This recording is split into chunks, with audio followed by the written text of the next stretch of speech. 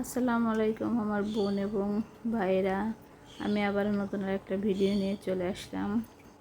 দেখো বন্ধুরা, আমি দুধ পানিতে না ভিজিয়ে অতি সহজভাবে কিভাবে বরফ ছাড়িয়ে নিচ্ছি। জানো বন্ধুরা, বরফওয়ালা দুধ গরম দুধের ভিতর চাপ দিয়ে বোতলের ভিতর একটু দুধ ঢুকিয়ে এভাবে আমার মতো হাত দিয়ে এরকম করলে সব বরফগুলো অতি তাড়াতাড়ি ছেড়ে দেয়। আর কাজও অল্পতেই হয়ে যায়, নাহলে ভিজিয়ে রাখলে আপনার অনেক সময় লাগতে পারে। আসলে ধৈর্য না থাকলে এরকম আমার মতো আপনারাও করতে পারেন। দেখেন, দুধ নাই, সব বরফগুলো বেরিয়ে গেছে অতি সহজে। জানো বন্ধুরা, আজকে আমি এই দুধ দিয়ে কী করব? আপনারা মনে মনে ভাবতেছেন, আপু এত দুধ গরম করতেছেন, কী করবেন? আসলে এই দুধ দিয়ে আজকে আপনাদের দেখাবো লাল সেমাই করে, কিভাবে লাল সেমাই করতে হয়। আপনারা সবাই লাল সেমাই করতে জানেন, কিন্তু আজকে আমি আমার মতো করে লাল সেমাই করে দেখাবো। এই জন্য আমি আগেই চিনি দিয়ে রেখেছি। দেখেন আমার লাল সেমাই, এটা অলরেডি কমপ্লিটই থাকে। শুধু আপনারা ভালোভাবে দুধটা জাল করে নেবেন। আমি দুধটা অনেকটাই ঘন করে নিয়েছি। এখন আমি এই বাদামগুলো কুচিয়ে দিয়ে দেব, ছোট ছোট করে কেচি দিয়ে কেটে।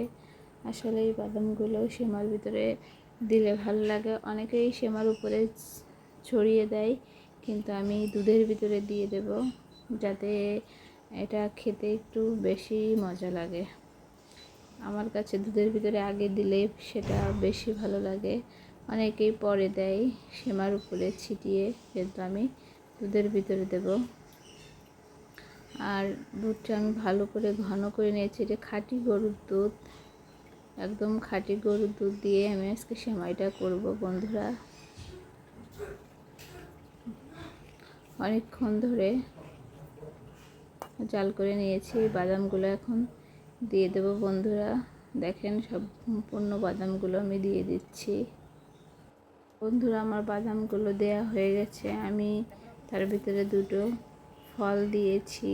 এখন কিশমিশ দিয়ে দেব। অনেকগুলো কিশমিশ দিয়ে দিয়েছি, এই যে বন্ধুরা দেখতেই পারলেন। এবার এটাকে আমি ভালো করে ফুটিয়ে নেব। আর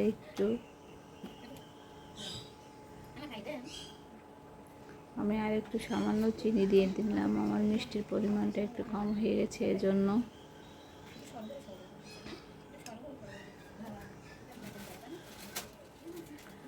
অনেকেই সেমাইতে অনেক মিষ্টি খায়, অবশ্যই আমি অতটা খাই না, হালকা খাই। এই যে বন্ধুরা, আমি সেমাইগুলো দিয়ে দিচ্ছি। আগে আমি সেমাইগুলো ছোট ছোট করে একটু ভেঙে নিয়েছি। এই লাল সেমাইতে জানো বন্ধুরা, যত দুধ বেশি হয় ততই মজা লাগে। দুধ কম হলে সেটা খেতে মজা লাগে না।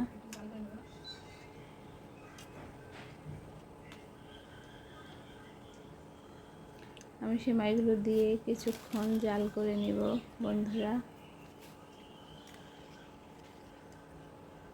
আর এই লাল সেমাইয়ের এক দিকটা ভালো, যে সেমাইগুলো একদম গলে যায় না। সেমাইগুলো হাজার চাল করলেও আস্তে আস্তে থাকে, আর খেতেও মজা লাগে সেমাইটা। অনেক সেমাই লাস্টিকেও জমাট বেঁধে খায়, সেটাও ভালো লাগে। কিন্তু আজকে আমি এটাকে ঝোল ঝোল করে রান্না করব, মানে দুধ দুধ থাকবে, ওইটা খেতে বেশি মজা লাগে।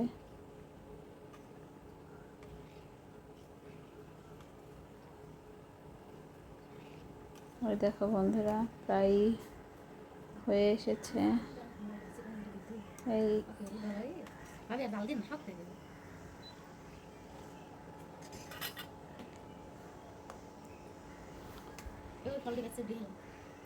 একসঙ্গে দেওয়ার কারণে একটু দলা পেতে গেছে। এই যে আমি ছাড়িয়ে নিয়েছি সবগুলো দলা। আস্তে আস্তে যদি দিয়ে নাড়াচাড়া যদি দ্রুত করা হয়, তাহলে আর দলা পাকে না, জানো বন্ধুরা। আমার সেমাইটা হয়েই গেছে। এখন আমি আর একটা বাটিতে উঠাবো বন্ধুরা। এই দেখেন, আমি ছোট একটা পাতিলে উঠিয়ে নিচ্ছি।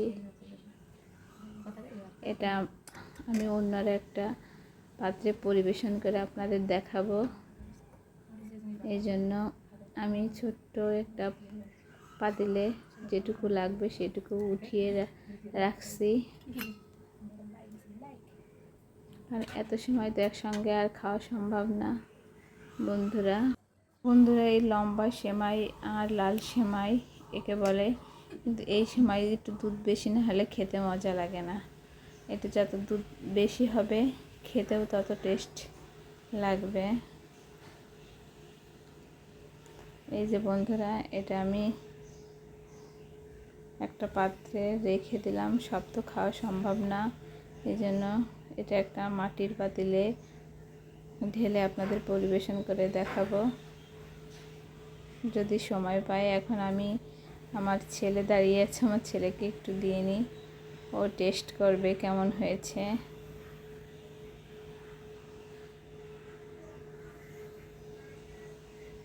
শুধু ছেলেকে দিব না, ছেলের দাদা ভাইকেও দিব। গরম গরম খেতে মজাই অন্যরকম। এই ওর দাদার জন্য বাড়ছি,